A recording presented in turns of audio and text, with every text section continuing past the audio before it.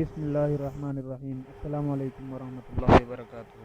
ناظرین، آج آپ کے سامنے یہ قرآن کریم کی ایک آیت لکھ رہے ہیں اس رنگ سے، اور یہ رنگ عام ہارڈ ویئر کی دکانوں سے مل جاتا ہے۔ اوپر لکھا ہوا ہے شپ برانڈ،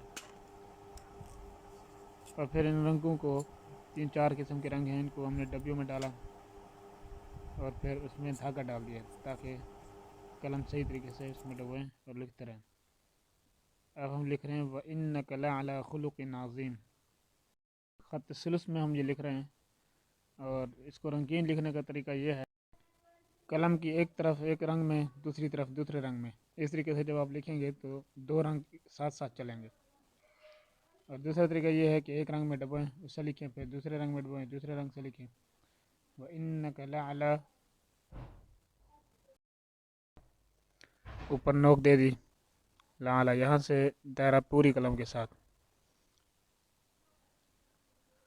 اور یہ دائرہ جو ہے 5 خط کا ہے۔ یہ حمزہ پر اور لعلی کی لام پر تاج لگے گا۔ وَإِنَّكَ لَعَلَىٰ آگے ہے خُلُقٍ عَظِيمٍ،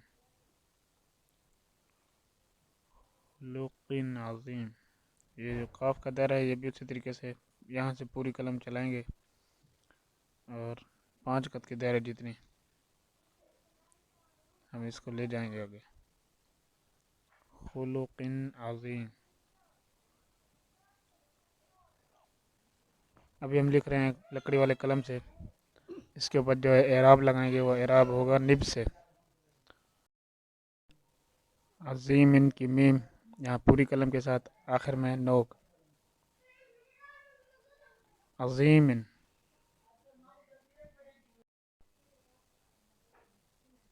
خلق عظیم، یہ نقطے میں نے لگائے نیلے رنگ سے، تو کوئی بھی رنگ آپ لے لیں۔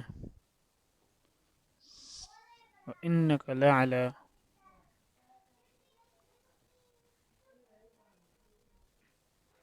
یہ اعراب لگا رہے ہیں ہم نب سے، اور یہ اس نب کے نمبر ہوتے ہیں، یہ 4 نمبر نب ہے، اور یہ 2 نمبر نب سے اس کی زبر لگائیے، کہیں چھوٹا اعراب کہیں بڑا اعراب،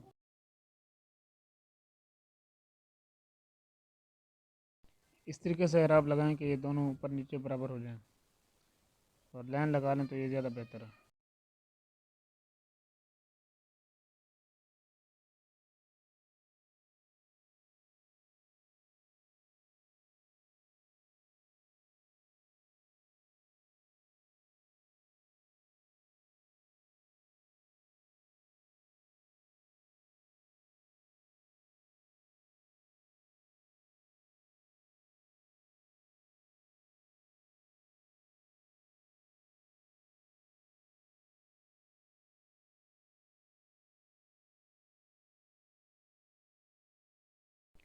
اب اس آیت کا ترجمہ لکھ رہے ہیں، اور اے پیغمبر صلی اللہ علیہ وسلم، یہ نب سے لکھ رہے ہیں، انک میں ڈبو کے،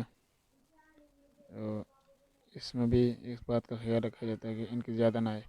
اب صلی اللہ علیہ وسلم لکھ رہے ہیں پتلی قلم سے تاکہ یہ صحیح جگہ پر آئے۔